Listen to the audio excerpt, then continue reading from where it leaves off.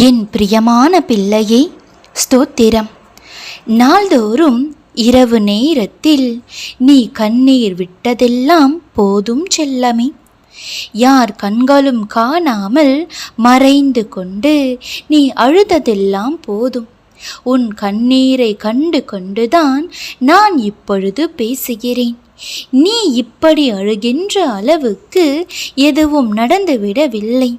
உனக்கு தேவையில்லாததை தான் நான் உன் வாழ்விலிருந்து அகற்றியுள்ளேன். உன்னுடைய எதிர்காலத்தின் தேவையை கருத்தில் கொண்டு நான் எடுத்த முடிவிது. பயப்படாதே கண்மணி, நான் எடுத்த எந்த முடிவால் உனக்கோ உன் மனதிற்கோ எந்த விதத்திலும் பாதிப்பு இல்லை. இதுதான் முடிவென்று நான் கூறும் பொழுது எந்த காரணத்தையும் யோசிக்காதே. உன் வாழ்க்கையில் ஏன் எதற்கெடுத்தாலும் காரணங்களை அடுக்குகிறாய்? ஒரு நிகழ்வு நடந்தால் அதற்கான அர்த்தங்களை யோசி. காரணங்களை தேடி அலையாதே.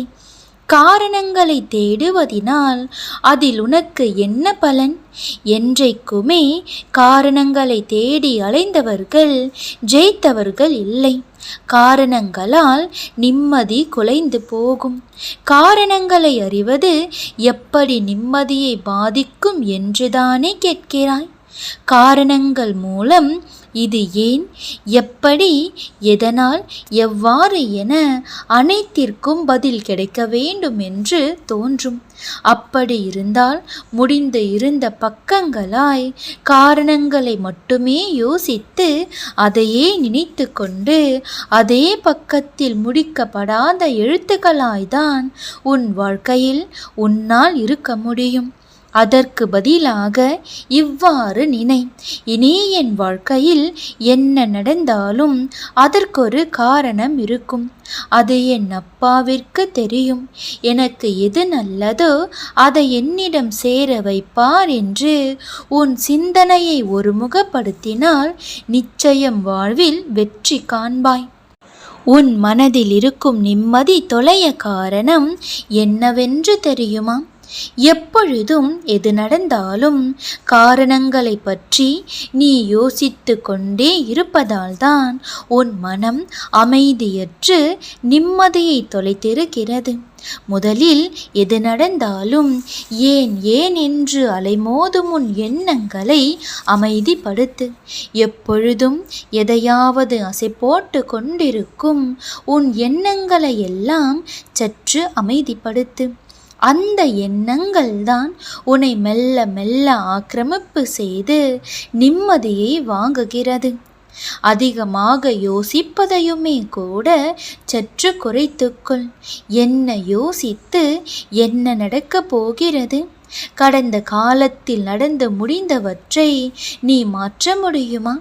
எனவே கடந்த காலத்தில் நடந்ததையும் எப்பொழுதும் யோசித்து கொண்டே இருப்பதையும் அடியோடு அழித்துவிடு. நல்லதை நாம் தண்ணீர் ஊற்றி வளர்க்கலாம். கெட்டது என தெரிந்ததை முதலில் கிள்ளி எறிந்து அடியோடு எரித்துவிட வேண்டும். அதே போன்று நீ எப்பொழுதும் யோசித்து கொண்டே இருப்பதால் நம் வாழ்வில் இது நடந்து விடுமா, இவ்வாறு நடந்து முடிந்து விடுமா என்று குதர்க்கமாகவே கற்பனை செய்து கொள்கிறாய். இந்த எண்ணங்கள் தான் உன்னை பதற்றப்பட வைத்து கலங்க வைக்கிறது. அவ்வாறு எதிர்மறையான எண்ணங்கள் உன்னை வாட்டி வதைக்கும் போதெல்லாம் ஒரு நிமிடம் கண்களை மூடி என்னையும் என்னை சுற்றி உள்ளவர்களையும் நிம்மதியாய் வாழ வையுங்கள் அப்பா என்று நினைத்துக்கொள். அவ்வாறு நினைத்து கொண்டாலே அமைதியாக அந்த குதர்க்கம் உன்னை விட்டு அகன்று போய்விடும். ஒன்றை மட்டும் புரிந்து கொள், உன்னையும் என்னையும் யாராலும் பிரித்துவிட முடியாது. ஜென்ம ஜென்மமாய் நான் சுமக்கும் என்னுயிர் நீ. உன்னிடத்தில் நான் எப்பொழுதும் நிரந்தரமாக இருப்பேன். மன நிறைவான வாழ்க்கையை நீ பெறுவதற்காகவே நான் எந்த முடிவும் எடுப்பேன்.